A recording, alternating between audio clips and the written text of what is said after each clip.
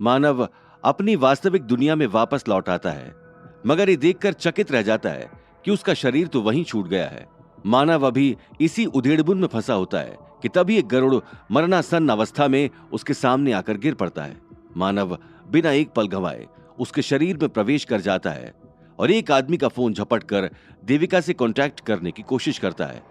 देविका का नंबर बंद होने की वजह से वो अयोध्या की तरफ निकल पड़ता है। मानव अयोध्या शहर के ऊपर मंडरा रहा था। थोड़ी देर तक चक्कर काटने के बाद वो आखिरकार एक सुनसान छत की मुंडेर पर जाकर बैठ गया और आगे की प्लानिंग करने लगा। मानव की पूरी कोशिश थी कि कैसे भी करके वो देविका तक पहुंच जाए। आगे की बात उसके बाद ही हो सकती थी। एक तो मानव देविका को देखना चाहता था, दूसरा ये कि मानव देविका की मदद के बिना अब दोबारा अपने शरीर को वापस नहीं पा सकता था। मानव खुद से ही बोला, अगर मुझे वापस जाना है तो किसी भी हाल में बचे हुए स्पिरिट स्टोन हासिल करने ही होंगे, लेकिन शुरुआत कहां से करूं वो समझ में नहीं आ रहा। देविका का नंबर भी बंद आ रहा है। अब अगर मैं उसके भरोसे बैठा रहा तब तो हो चुका मेरा काम, लेकिन मैं करूं क्या? इसके अलावा कोई है भी तो नहीं। अरे नहीं! अचानक मानव कुछ सोचकर चौंक पड़ा और आगे बोला, एक आदमी है जो मेरी मदद कर सकता है। त्रिपाठी जी इस मामले में मेरी मदद कर सकते हैं। मैंने उनके घर के वास्तु दोष को ठीक करने में उनकी हेल्प की थी। वहीं से स्पिरिट स्टोन मिलने की शुरुआत हुई थी। मुझे फिर से शुरू करना होगा। ऐसा सोचकर मानव ने एक बार फिर से अपने पंख फैलाए और सामने बनी कॉलोनियों की तरफ उड़ चला। शाम ढलने वाली थी और जमीन पर अंधेरा छाने लगा था। त्रिपाठी जी इस समय घर पर होंगे, ऐसा सोचकर मानव उनके घर के ऊपर ही चक्कर लगाने लगा। मगर ये क्या, यहां तो दूर दूर तक कोई दिखाई नहीं दे रहा था। मानव आहिस्ता से छत की मुंडेर पर उतर आया और फुदक फुदक कर आसपास का मुआयना करने लगा। पूरे घर में सन्नाटा छाया हुआ था। काफी देर की छानबीन के बावजूद जब मानव को कोई शख्स नजर नहीं आया, तब थक-हार कर मानव अपने आप से बोला, धत यार, यहां आना भी बेकार गया। यहां तो कोई है ही नहीं। मुझे लगा था त्रिपाठी जी घर पर मिल जाएंगे तो मेरा काम आसान हो जाएगा, लेकिन लगता है वो शहर में कहीं घूमने के लिए निकले हुए हैं। लेकिन तभी मानव की नजर किसी ऐसी चीज पर गई जिसे देखकर उसका चेहरा खिल उठा। दरअसल त्रिपाठी जी के घर के बाहर उनकी नेम प्लेट लगी हुई थी और नीचे छोटे छोटे अक्षरों में नंबर भी लिखा हुआ था। लगभग आधे घंटे के बाद मानव पास वाले मार्केट में घात लगाए बैठा था। इस बार उसकी नजर एक नई उम्र के लड़के पर थी जो पान वाले के यहां खड़ा होकर सिगरेट पी रहा था। फोन उसके दूसरे हाथ में था। मानव एक पेड़ पर बैठ गया और लड़के को गौर से देखने लगा। लड़के ने सिगरेट का एक लंबा कश खींचा और फिर धुआं आसमान की तरफ छोड़ दिया। उसके बाद उसने अपने फोन में पैटर्न डालकर उसे अनलॉक किया और कुछ देखने लगा। मानव बड़े गौर से यह सब तमाशा देख रहा था। अचानक लड़के के हाव भाव बदलने लगे और वो फोन को एक तरफ रखकर वहीं पास में उगी हुई झाड़ियों की तरफ बढ़ गया। मानव तो कब से बस इसी मौके की तलाश में था। उसने एक शानदार गोता लगाया और काम तमाम कर दिया। थोड़ी देर बाद जब मानव एक लकड़ी की बेंच के नजदीक पहुंचा, तब उसके हाथ में वही फोन था। वो चुपचाप बेंच के पीछे जाकर छिप गया ताकि किसी की नजर उसके ऊपर न जाए, वरना गरुड़ को फोन चलाता हुआ देखकर पूरे शहर में हड़कंप मच सकता था।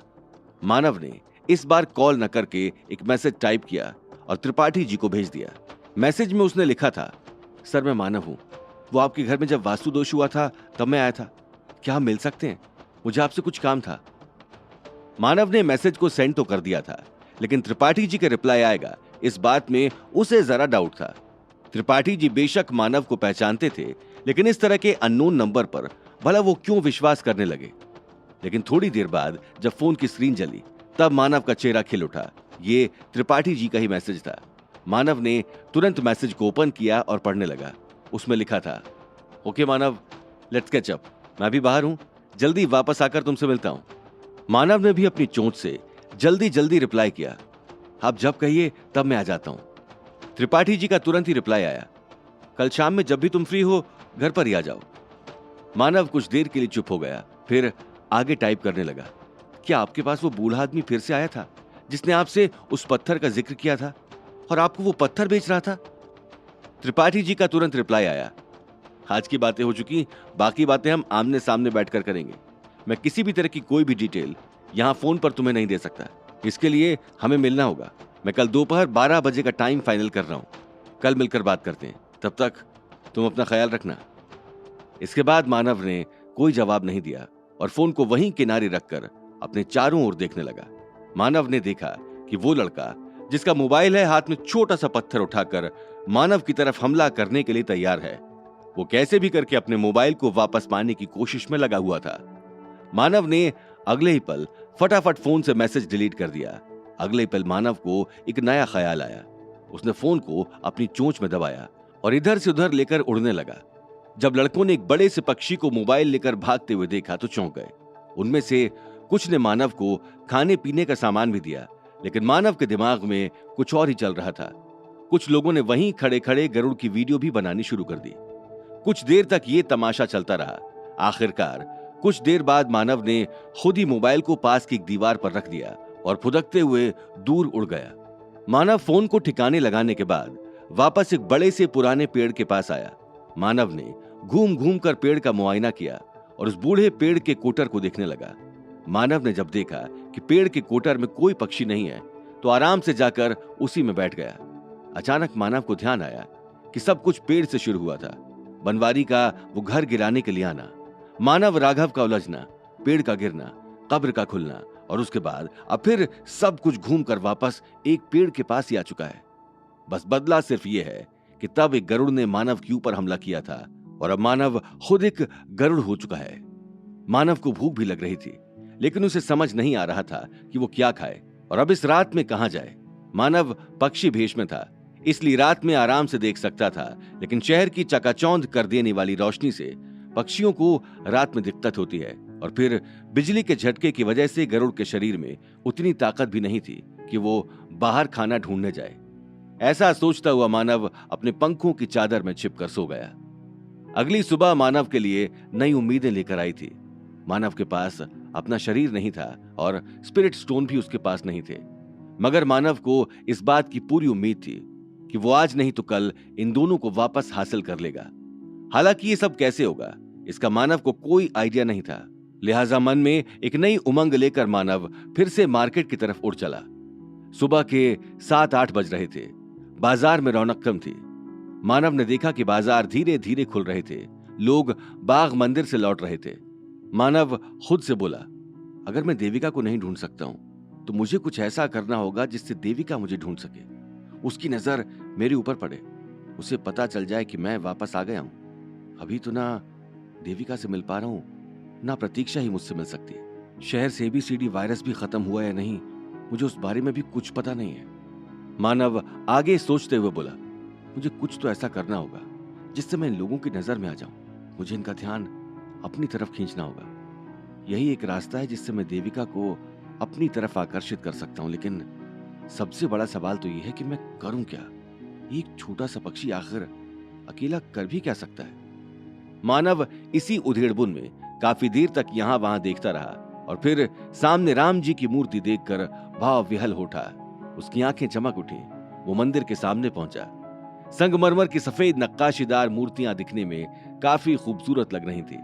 मंदिर के अंदर ही बगल में शंकर जी का एक शिवलिंग भी था जिस पर लोग जल चढ़ा रहे थे।